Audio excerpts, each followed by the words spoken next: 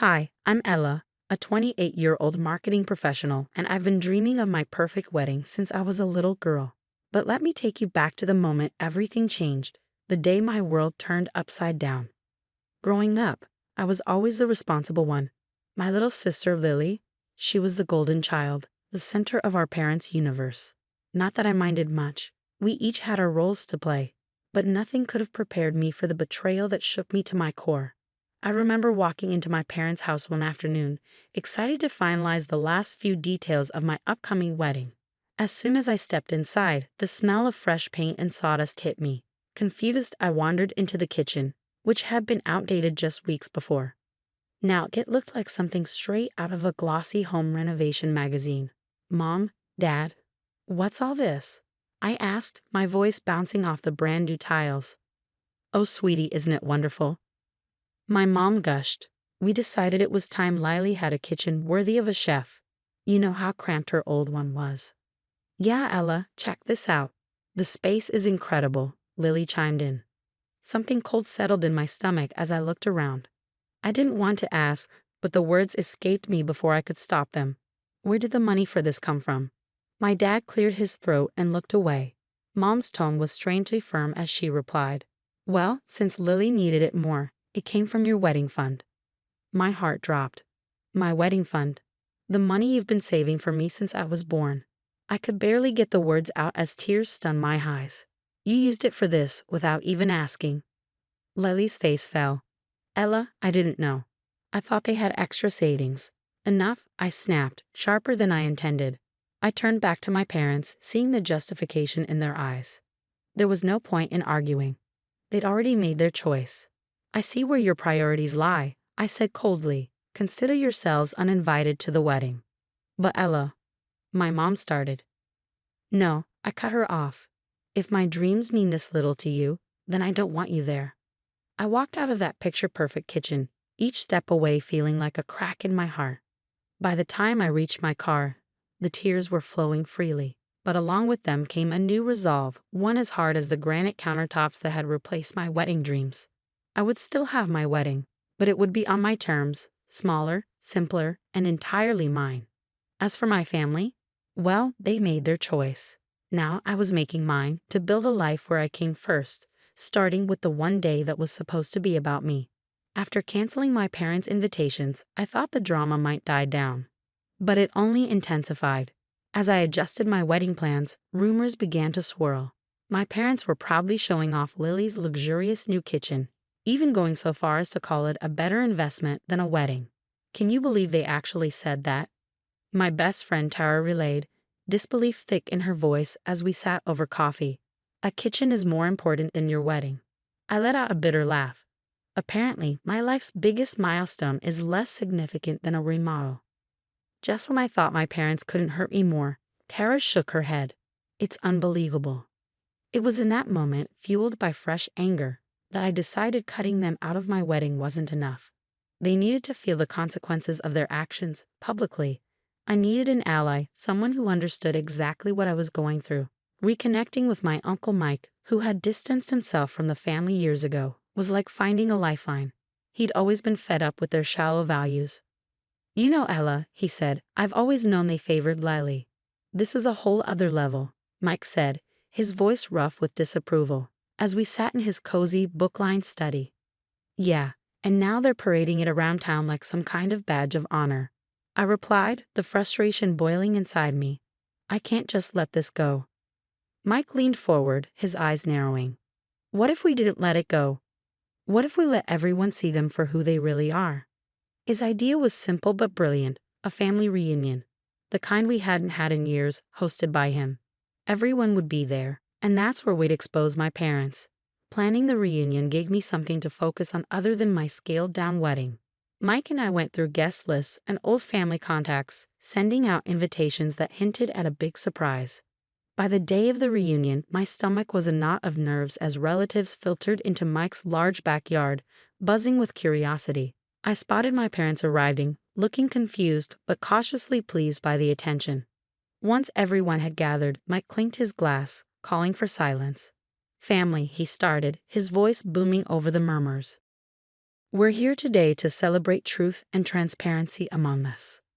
My parents exchanged uneasy glances as Mike continued. And what better way to do that than to clear the air about some misconceptions? He turned to me and gave a small nod. I took a deep breath and stood up to face the crowd. Many of you have heard about or seen my sister Lily's new kitchen. I began trying to steady my voice. What you might not know is how it was funded.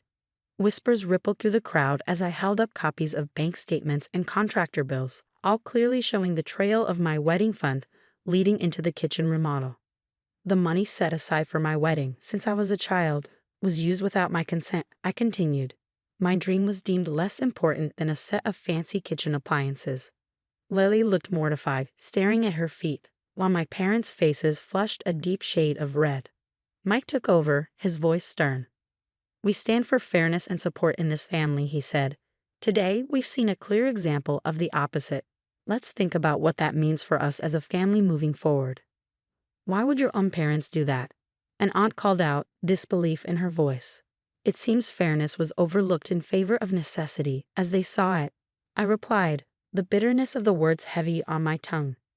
Lily, her face flushed with embarrassment, stood up. I didn't know, Ella. I swear, I didn't know they used your money. It's not just about the money, Lily, I said, my frustration breaking through. It's about trust, respect. Our intention was never to hurt anyone, Dad interjected defensively. Lily needed help, and we made a tough call. A tough call. I couldn't mask the incredulity in my voice. What about my wedding? What about my dreams? The relatives shifted uncomfortably, the mood growing more tense with each passing second. Seems to me, an older cousin spoke up, you thought only of one daughter. What about Ella? Yeah, how do you justify choosing between your children like that? Another chimed in. The confrontation grew heated, with voices overlapping as family members picked sides, some expressing sympathy, others outrage. Enough. Mike's voice cut through the clamor. This isn't just a family squabble over money. It's a revelation of priorities. Today, we saw where those priorities lie. For some of us. The crowd quieted, the tension thick in the air. My parents' usual confident demeanor crumbled under the weight of the disapproving glares from those around them. The festive atmosphere of the reunion had been replaced by a somber, uncomfortable tone. Relatives began to trickle out, offering me sympathetic glances and pats on the back. I'm sorry, Ella, Lily muttered as she passed by, unable to meet my eyes. Don't be, I replied. It's not your fault. But it's clear now, I need to step away from them. The drive home was quiet. My earlier resolve to expose the truth now mingled with a deep sadness. But amid that sadness, there was a strange sense of relief. The truth was finally out, and with it, the chance to rebuild not just my wedding plans, but my life, free from the shadows of favoritism and silent resentment. After the reunion, the fallout was immediate and far-reaching. Whispers of betrayal echoed through the community, painting my parents in a light they had never expected to be seen in. Walking through town became a gauntlet of hushed conversations and sidelong glances. At the grocery store or the post office, I'd overhear snippets like, "Did you hear about the Johnsons? They pulled from their daughter's wedding fund for a kitchen remodel." Yeah, and at the expense of their other daughter, poor Ella. The community's judgment was a cold comfort. It wasn't joy I felt, validation came slowly. But it was there, a recognition that the pain I had endured was seen, even if by strangers. One brisk Saturday morning, I ran into Lily at the local market. She approached hesitantly, a basket hanging awkwardly on her arm. Ella, Save it, Lily. I'm not in the mood, I interrupted, trying to keep my voice steady. I just wanted to say I'm sorry, she said softly. I really didn't know. Whether you knew or not doesn't change what happened, I replied, my tone flat. They chose Lily, they always choose. And somehow, I'm always the one paying the price. Lily looked down, hurt filling her eyes, but this time I didn't soften. I couldn't. I need space, Lily, space to heal and rebuild my life without the chaos our parents seemed to bring. She nodded slowly, stepping back. I understand. If you ever, just know I'm here. I watched her walk away, her shoulders slumped, mirroring the weight I had carried for so long. But I felt lighter, stronger. Months trickled by, and rumors of my parents' misfortunes began to reach me. Their once thriving boutique, a cornerstone of their social lives, was faltering. Regular customers, once charmed by their hospitality, now saw through them. The Johnsons? No thanks, I'd overhear. Can't trust them after what they did to their daughter.